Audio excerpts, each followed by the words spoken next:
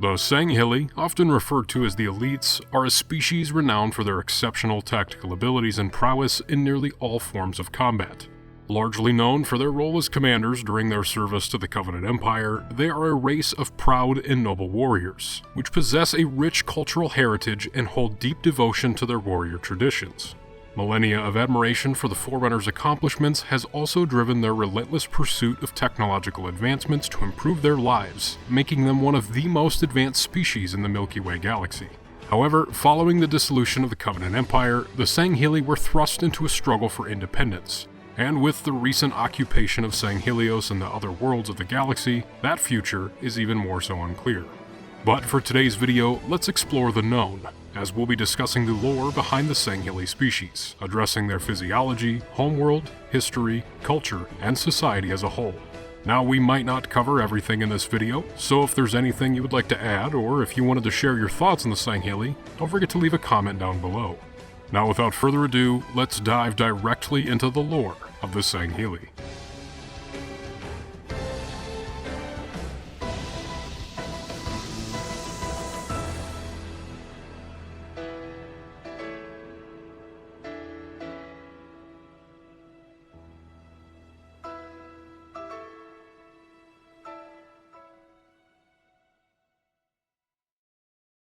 The Sangheili homeworld of Sanghelios is situated as the fourth planet in the Earth's Physiology system, measuring 9,344 miles in diameter, having a gravitational pull 1.3 times stronger than Earth's. The planet is orbited by two natural satellites, the massive moons Kokost and Suban, which in particular is known for its unique metastable Subanese crystals, often referred to as blamite, Suban being the only documented location in the galaxy where they can be found. The surface of Sanghelios is best known for its harsh, arid conditions, largely due to its three suns. The habitable surface of the planet is separated into 5 continents: Kepra, Kivro, Tolvus, Verdma, and Yermo, all of which are surrounded by vast oceans, hosting the occasional wetlands and sprawling deserts. These harsh conditions force most of the population to live in coastal cities, surrounding islands, or the planet's mountainous regions. The planet also offers a plethora of species and vegetation which thrive in its different environments. Temperatures on the planet's surface can range anywhere between 23 to 204 degrees Fahrenheit. The Sangheili can be best described as bipedal saurians with large muscular bodies covered in fine leathery scales. On average, they can measure between 7 foot 4 inches to 8 foot 6 inches in height, but it can be noted that they may appear shorter when wearing their armor, often attributed to their hunched-over stance. In terms of weight, they weigh anywhere between 307 to 393 pounds. When comparing male and female specimen, it is known that sexual dimorphism is present in the species, as the females are documented as being notably smaller than males. As previously mentioned, the Sangheili possess leathery skin, with skin tones that span a spectrum from light brown to dark brown, light gray to black, and even in some cases blue. Additionally, scales cover various parts of their bodies, and specifically in their youth, they have pale, protective scales that form around their necks, though as they age, these protective scales are of course shed. This is a vestigial structure, being a remnant from their early ancestors, as Sangheili parents used to carry their young in their jaws. Another area that their species differs when looking at male and female specimen is that they have a distinct smell, with Sangheili males being known to emit a subtle leathery scent, and females being said to have a pleasant fragrance to them, similar to clean feathers. When looking at the top of their form, they have elongated serpentine necks that end with a blunt-snouted head, which houses 2 forward-facing eyes. In front of that, the Sangheili possess 2 slit-like nostrils, connected to sensitive olfactory glands, giving them a highly developed sense of smell.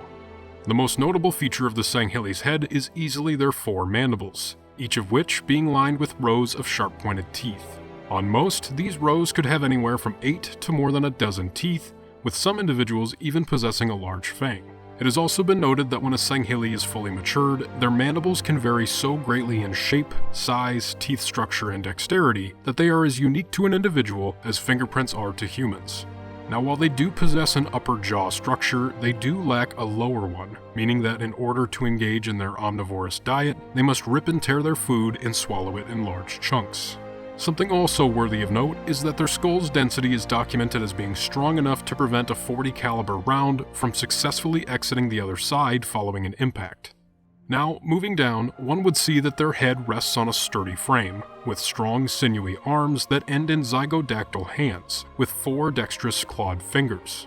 They also appear to have a double set of pectoral muscles, which contributes to their incredible strength. And their upper body is supported by a powerful pair of digitigrade legs with 2-toed cloven foot, allowing them to run at incredibly fast speeds and jump long distances. However, this leg structure has been known to make it near impossible to climb vertical structures, such as ladders.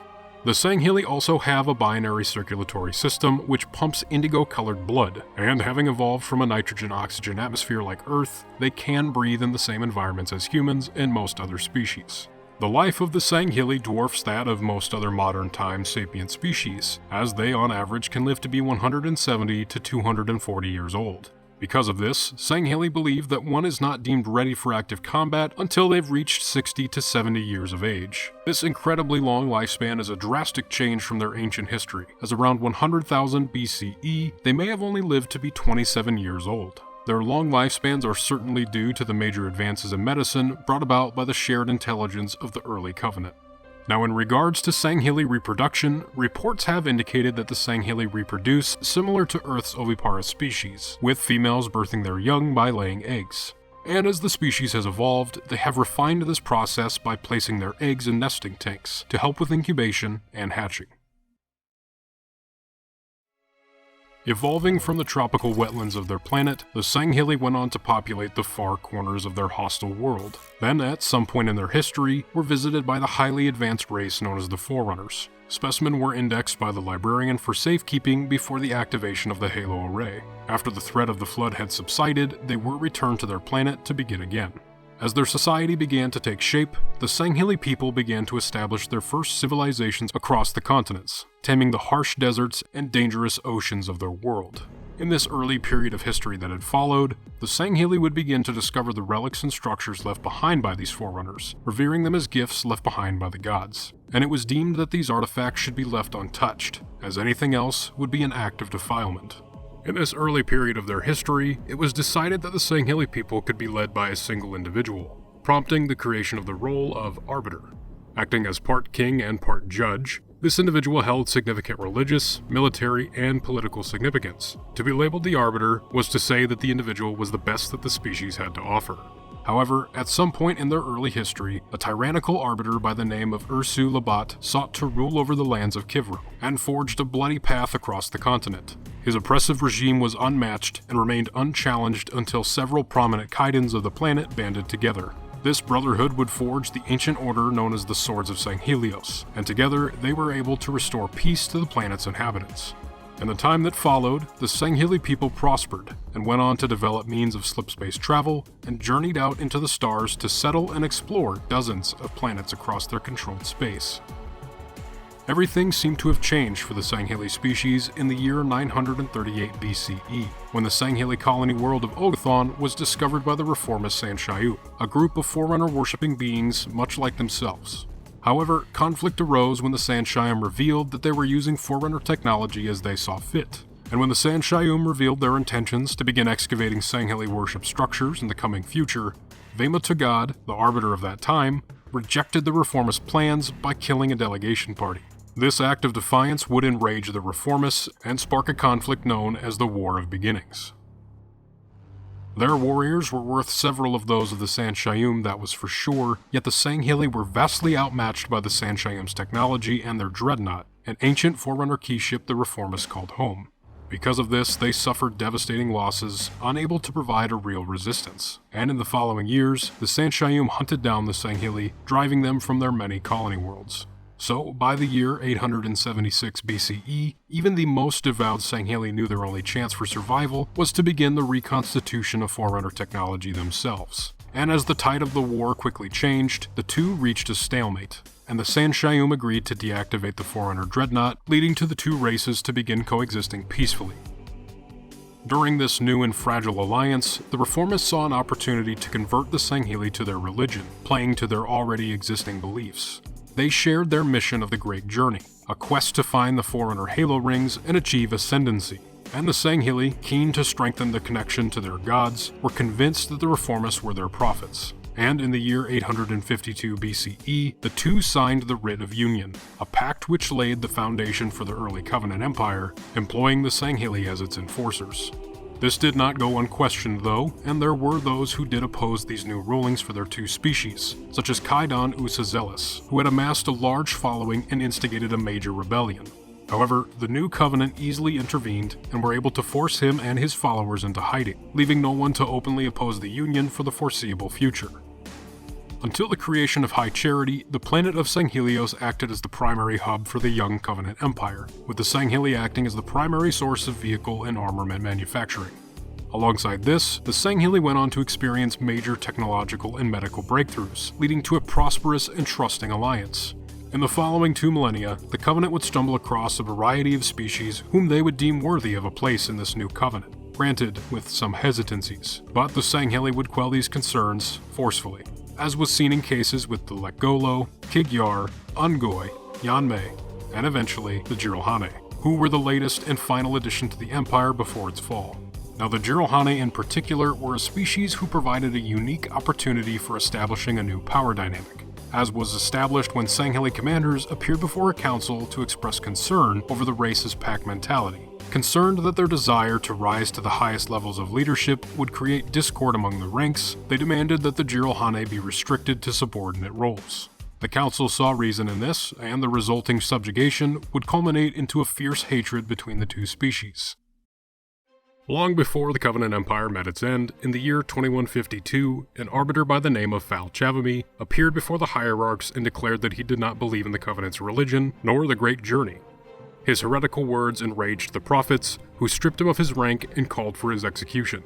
Chavami would stand alone in his defiance, being pursued by assassins and an army of Covenant troops. Now, while he was successful in defeating them all, he was later challenged to a duel by Hakasukari, where both ultimately perished within moments of one another. Chavami's actions had tarnished the mantle of the Arbiter, transforming it from its historical role of honor to one that now represented failure and shame. And moving forward, the prophets used that as a way to capitalize on those who were otherwise sentenced to death, instead utilizing them as martyrs for the Great Journey. Being sent on otherwise suicidal missions, the Arbiters that followed proved instrumental during the taming of the Lekgolo, the Ungoi Rebellion, and the Human Covenant War. Fast forward to the year 2525, the Sangheili would learn that the Sanshayum had made a decision to pursue a newly discovered species, humanity. This was due to the Sanshayum's discovery that the Forerunners chose humanity as their successor. The prophets labeled the humans as unclean, seeing them as unworthy of bearing such a title. And when the Sangheili were asked, they carried out humanity's destruction without question. Around this same time, the Prophet of Regret would appoint the disgraced commander Ripa Morimi as the Covenant's next arbiter, tasking him with leading this new extermination of humanity. In the Human Covenant War that had followed, the Sangheili would see how effective humanity was in ground combat, recognizing their bravery and resolve in the face of their extinction. Members of the Sangheili saw this as a reason to question humanity's conviction, as some would even consider them close equals in combat, although the vast majority of Sangheili would still believe that they were a lesser species. But even so, the Prophet of Truth, having grown paranoid from generations of high-ranking Sangheili opposing the word of the Sanshayum, began scheming. For more context, over the millennia, Sanshayum, like the Prophet of Truth, had grown especially concerned with how close the Sangheili had gotten to revealing the lies of the Covenant religion, especially in the year 2552, as a heretic by the name of Sessa Refumi had been told the true purpose of the Halo Rings by Installation 04's monitor, 343 Guilty Spark. And as he had begun to spread awareness that the Holy Rings were truly weapons of mass destruction, the prophets chose to appoint a new arbiter once again, selecting the recently disgraced Thel Vadami, who was then sent to quell this rebellion. Around that same time, Truth had also begun meeting with the Jiralhane in secret, and made a deal with the chieftain of the Jiralhane, Tartarus, that they would replace the Sangheili if they assisted in their expulsion. These two scheming parties merely needed to wait for the right opportunity, which ultimately came when the Prophet of Regret was killed on Installation 05 in October of 2552. Because of the Honor Guard's failure to protect their hierarch, the perfect scenario to question military effectiveness of the Sangheili presented itself, being posed as a point of concern. After deeming them incapable of the continued protection of the prophets, the Honor Guard role was stripped from them and given to the Jiralhane instead. And shortly thereafter, during the Battle of Installation 05 and the fall of High Charity, the Jiralhane were given an order to massacre their Sangheili comrades. Beginning with the forces which occupied the human city of New Mombasa back on Earth, the Sangheili members of the High Council who were brutally ambushed, and Tartarus's attempted murder on the Arbiter Thelvatami. These acts of betrayal went on to become the catalyst for the Great Schism, which proved a pivotal moment in the history of the Covenant and the future of the Sangheili race as a whole. Aided by Sangheili loyal members of the Ungoi, Kigyar, and Lagolo species, their forces mounted a full-scale retaliation against their betrayers, leading to nearly all Covenant fleets fracturing between their Jiralhane and Sangheili-led ships. This sparked a series of conflicts across the galaxy, where the Sangheili were now waging a genocidal campaign to exterminate the Sanshayum and any opposing Jiralhane. Yet as the Covenant would continue their campaign in locating the Ark, the Sangheili formed a temporary alliance with humanity. The Arbiter would go on to be the champion of this new alliance, assisting human forces as they retrieved the Spartan II John 117 after his escape from High Charity, and soon thereafter, convening with humanity's UNSC leadership to coordinate a joint assault in November of 2552. This joint effort brought their combined forces to the Ark, where John 117 and the Arbiter carried out the execution of the Prophet of Truth and prevented the activation of the Halo Array. In doing so, they also prevented the spread of the Flood through the destruction of the nearly complete Installation 08. After the Sangheili celebrated a victory alongside humanity, they had begun to lay the groundwork for peace between their two species. And while some Sangheili continued their campaign of hunting down the Jiralhane and the now nearly extinct Sanshayum, most would return home, as Sangheili society had been plunged into crisis without Covenant governance. And by the year 2553, several new splinter factions would try to fill that void, as not all were entirely willing to give up their sense of purpose that they found in the Covenant's religion. In an attempt to reunify the Sangheili people after thousands of years of Covenant governance, Arbiter Thelvadam now set out across Sanghelios, campaigning to establish support for permanent peace with humanity and the rejection of the continued worship of the Forerunners. He was of course met with stark opposition from many parties, with several groups even labeling him a traitor to their species and unworthy of his title of Arbiter. But there were those who had also seen through the Prophet's lies, siding with the Arbiter, helping him reinstate the ancient Swords of Sanghelios order, which helped him gain widespread support and form alliances with the prominent keeps of the world. The years that followed would go on to be known as the Blooding Years, with the planet becoming engulfed in civil war against groups such as the Servants of the Abiding Truth and Jul Mandama's Covenant. But by the year 2558, the Swords of Sanghelios were largely in control of the planet again and established the first semblance of order in years, even proving so capable that as later that same year, Jul Mandama's Covenant attempted a siege of the planet, but were promptly defeated at the Battle of Sunayan. Yet as that battle concluded, the created leader Cortana reactivated an ancient Forerunner Guardian, which had laid inactive for millennia at the bottom of the Sirdan Sea. She then took the Guardian off-world for a time, but almost as soon as it left, returned to enforce Cortana's new martial law. Upon their initial failure to comply with her demands, she had the Guardian fire an electromagnetic pulse, which blacked out the entire hemisphere and crippled the planet's defenses. As of 2559, created forces were still actively occupying Sanghelios, leading to a joint species operation between Sangheili and human operatives, with the purpose of recovering an artifact on the planet of Netherop capable of defeating the Guardian. The Sangheili were ultimately unsuccessful in obtaining this weapon, meaning that the overall current status of their species is still unclear. As the Sangheili redefine their cultural identity, they have also begun to question their age-old practices that were largely demonstrated during their time in the Covenant. Besides the rejection of the Covenant religion and worship as the Forerunners as a whole, this also includes their views on medicine, secularism, gender roles, technology, and occupations. There were many who refused to allow this cultural renaissance, however, such as Jul Mandama's Covenant and other active Covenant remnant factions. And despite their warrior culture being the most well-known aspect of their species, it has been noted that the Sangheili actually have innumerable roles within their society, from political entities like Kaidans and Keep Elders, all the way to the more technical artisan engineers and farmers. But until recent times, these roles were viewed more as a hobby than anything else.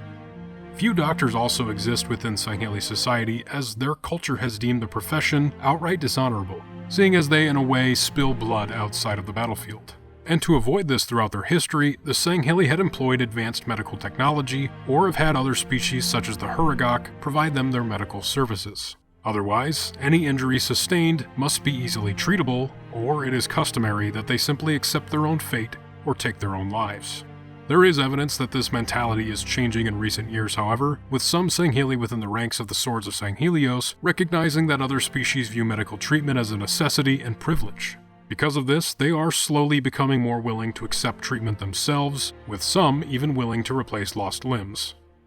Weapons are also a large component of Sangheili culture, both in terms of their significance and their role in their society. For example, Sangheili who do not serve within the military are unable to wield an energy sword, as the wielding of a sword signifies that they are no longer eligible for marriage. However, because of the status that comes with the mastery of a blade, it is deemed culturally acceptable that a wielder may breed with any female that they choose, married or otherwise. This is to ensure successful transmission of swordsman genes, with the exception being that they are a member of the aristocracy. Yet, within the military, an aristocratic title is not necessary for wielding an energy sword.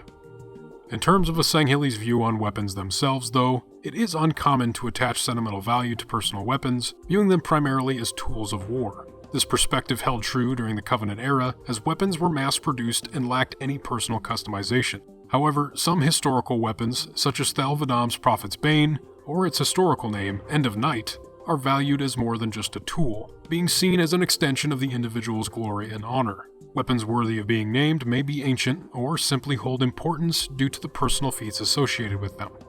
In regards to how the Sangheili view other species and their cultures, historically, they have almost always considered other species inferior in virtually every way. This attitude has led to arrogance and cruelty towards other species over the millennia, being a partial reason in almost every rebellion or conflict. However, this doesn't mean that their views are unable to change, as was seen after the Ungoi Rebellion in 2462, having prompted the creation of an arbiter in that era. The Ungoi's display of defiance shook the foundation of the Covenant, and their ferocity and bravery struck fear in their commanders. And while they did end up surrendering, their worth was finally recognized, having earned the respect of many Sangheili for their actions. This ultimately granted them the status needed to join otherwise exclusively Sangheili squads.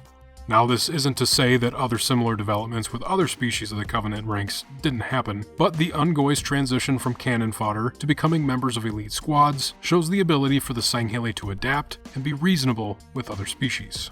Now, in terms of non-Covenant relationships, this was also evident in the case of humanity, as after decades of brutal war and genocide, a growing number of human sympathizers cropped up amongst the Sangheili youth, who, in all fairness, questioned why humans couldn't simply be accepted into the Covenant, or at least become a powerful ally.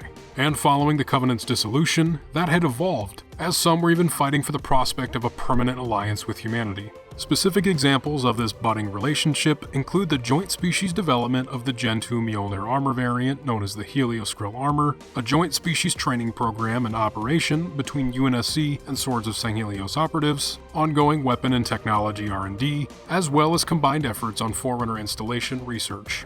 The obvious practical nature of much of these collaborations strongly implies that the Sangheili have come to view humans worthy of investing resources with and are worthy of becoming their allies.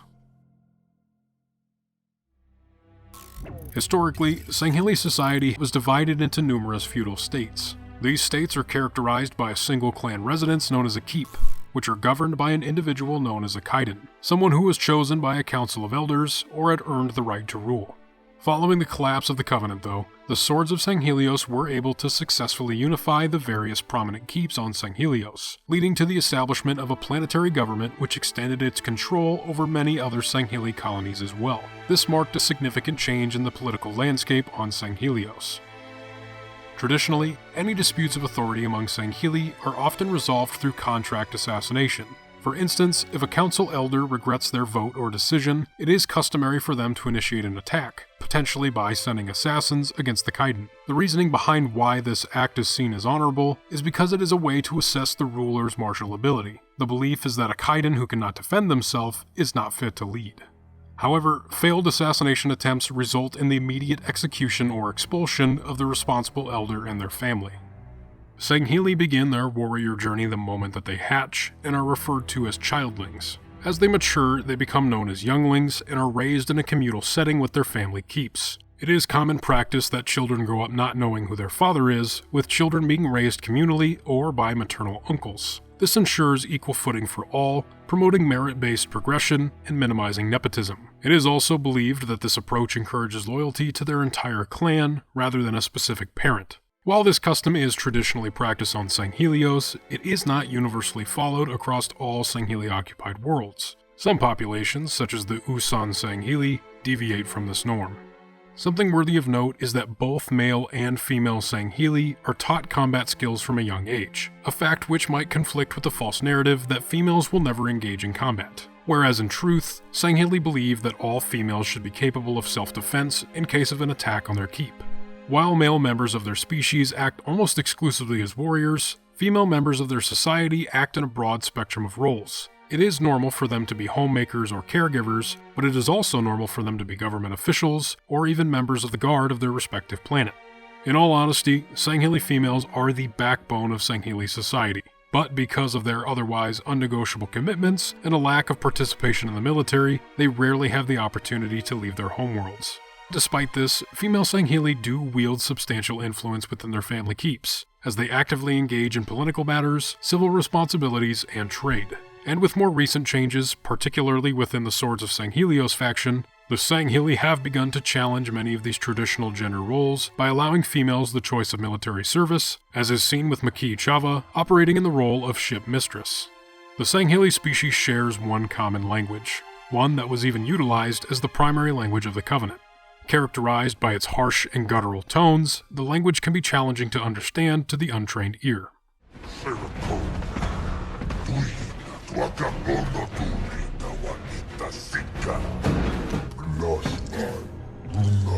Love, I keep telling you people I don't speak Sangheili. Building off of language, Sangheili naming conventions are also a unique part of their society and culture. In Sangheili society, a name can demonstrate the significance of an individual due to their bloodlines, allegiances, and their connection to their community. At birth, Sangheili receive a first name, which remains unchanged throughout their life, but upon reaching adulthood, acquire a badge name. The badge name often consists of an adjective describing the individual and a family's name, although some badge names may simply reflect their state of origin or lineage, an example of which being Thel Vadam, an individual coming from the Vadam lineage who also happened to be born in the state of Vadam. Similarly, Sangheili may adopt the name of their state which they reside in for their badge name, rather than using their own family's name. In the event that an individual is expelled from their community, they would be stripped of their adopted badge name, of course being replaced by their original bloodline's name. Not all Sangheili strictly follow these standards, and besides their name itself, titles and suffixes also carry great significance in their society, such as the E suffix, being the addition of the EE to the end of their badge name.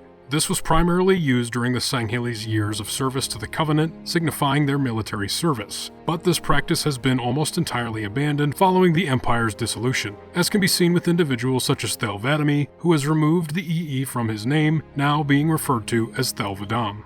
Another example of an honorary suffix would be the I suffix, being the addition of an AI to the end of their badge name. This suffix denoting the status of expert swordsmanship.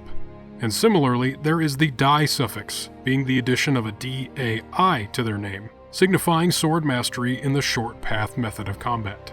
Additionally, there was also Ika, meaning the addition of IKA to their name. This was a title of high honor used during the Sangheili service to the Covenant, denoting their role as a protector or direct aid to a prophet. This would have given them a higher status than most Sangheili. And lastly, there were extraordinary Sangheili who held titles denoted by Jar, being the addition of JAR, and Nar, being the addition of NAR, placed between the given name and badge name. These titles correspond to specific ranks, such as Imperial Admiral and Fleet Master, an example of which being the Imperial Admiral Zaitan Jar Watan Ri. In conclusion, the Sangheili species is one which has experienced a great deal of change over the millennia, but they're also one which has had the very foundation of their society and culture shaken by the dissolution of the Covenant. Having started that journey as devoutly religious worshippers of the Forerunners, they met a common ground with the Sanshayum, adopting their religion and spending millennia as their protectors, only to be betrayed and massacred in the midst of political unrest. Though in the years following, they have finally begun to reach a point of independence, being led by a new generation of revolutionary leaders, challenging age-old traditions and cultural dogmas, striving to find a new purpose for their people. Now, while their future may seem uncertain due to the Created's occupation of Sanghelios and their other worlds, members of their leadership continue to work behind the scenes to help establish order and unite the species of the galaxy against new threats. One can only wonder where things will go from here for their species, but that's a topic for another day. Thank you all for watching this installment of my Species Profile series, where I cover the lore and history of the different species in the Halo universe. If you enjoyed this video, please be sure to leave me a like and subscribe to the channel if you'd like to see more. If you'd like to keep up to date on when the next video is going to be released, be sure to turn on the notification bell and keep an eye on my community section for bonus content and updates. And don't forget to leave me a comment on your thoughts regarding the Sangheili species and what you think might be in store for them in the future. But that's all for now, so I will see you in the next video.